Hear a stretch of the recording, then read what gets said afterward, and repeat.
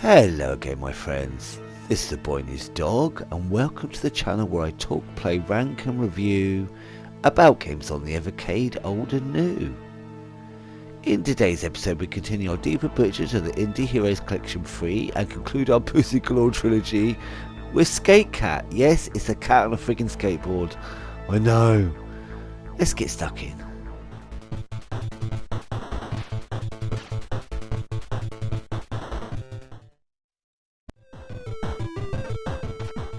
Skate Cat is a horizontal scrolling platformer developed by SJ Games and originally released in 2023.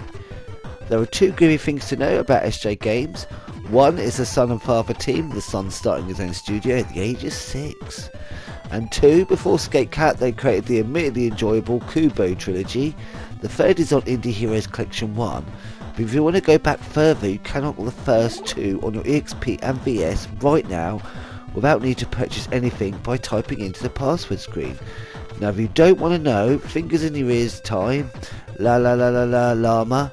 Okay, now they've gone, capital letters, S, E, I, J, I, W, A, S, H, E, R, E. Right, the rest of you can take your fingers out your ears. Oh, you can't hear me, can you? Never mind, you can just watch the footage and hazard a guess at the rubbish I'm talking about. And you're probably right.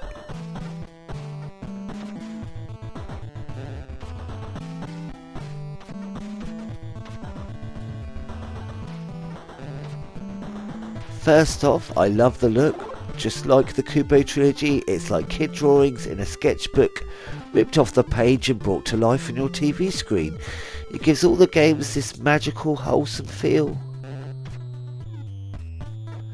Compared to Kubo trilogy, however, this feels a far more expanded game. I enjoyed the intro, but did the llama out the window need to get it? Llama or alpaca, either way, it's just mean, innit? No wonder the cat wasn't taking any shit. But that's what the litter tray was for.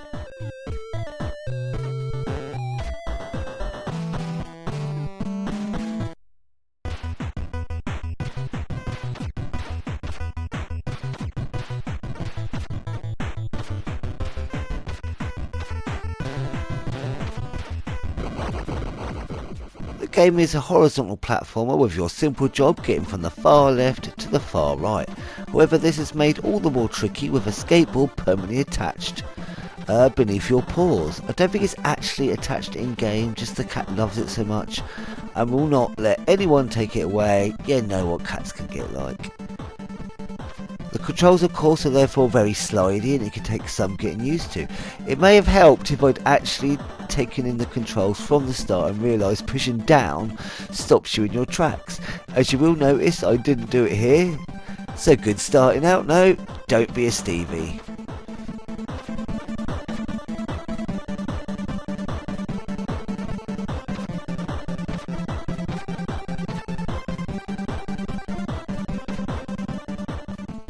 Though you do get abilities, you have none to begin with, except just for show a flip after you've jumped. It looks cool though, so for the first stage you mostly have to avoid shit.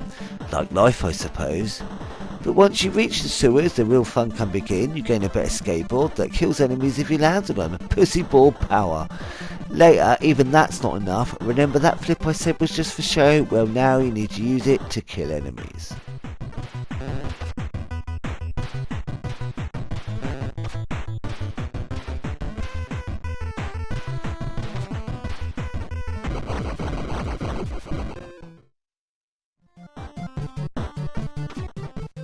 I was quite surprised how fiendish the level design got, but it always felt doable when you learnt the route, coupled with the feel of the skateboard always making you want to speed through it, doing a perfect untouchable run. Oh, it feels so good when you get it right.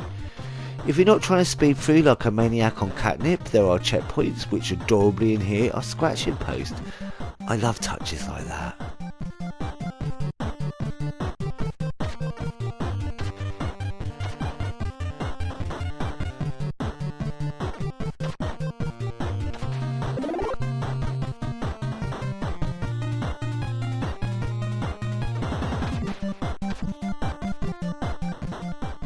The game starts off pretty simple, though I would say there's at least one tricky bit in even the early stages. The later stages, however, like in the forest, add spikes that suddenly poke out the ground and leaves that slowly float down, needing good timing.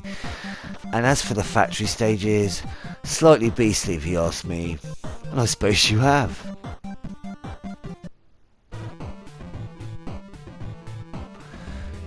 A good rule is the skateboard can go much further forward than you think before a jump. For instance, before you run into a poo, you can proper edge the stinking piles before you leap.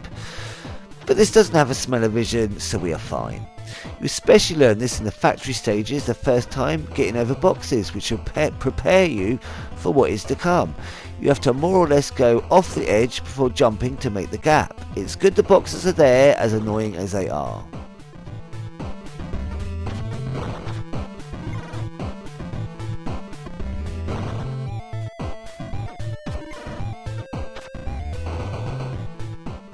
All in all, I did enjoy this game. Once I got the hang of the controls and then started to see if I could do clear runs, I found it quite addictive.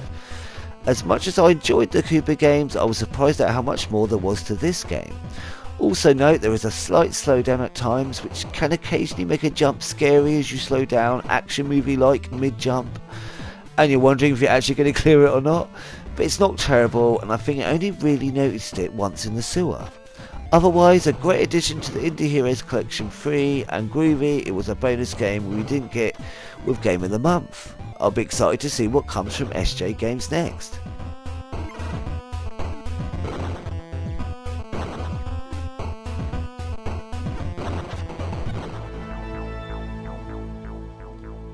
After much deliberation, about 5 minutes 20, I've decided I'm going to be doing things a little differently. Some games I just don't think I have enough to say about in a whole review, be it good or bad, or just something that's not my thing. So I don't want to be wasting your time doing a full review. Instead, I'll be reviewing most of the games on the cart, again as long as I have enough to say about them, and the remaining games I'll spend a bit of time during the ranking video. So you'll still get my thoughts, but in a different form. And that's also my smooth way of saying expect a ranking video for the Indie Heroes Collection 3 coming soon. And if you made it here to the end of the episode, thanks ever so much for joining me. Leave a thumbs up or comment if you'd like. Either way, I'm just chuffed you poked your head in for a goosey gander. As always, I hope you're having the most awesome of days, my friends. And until next time, be seeing you.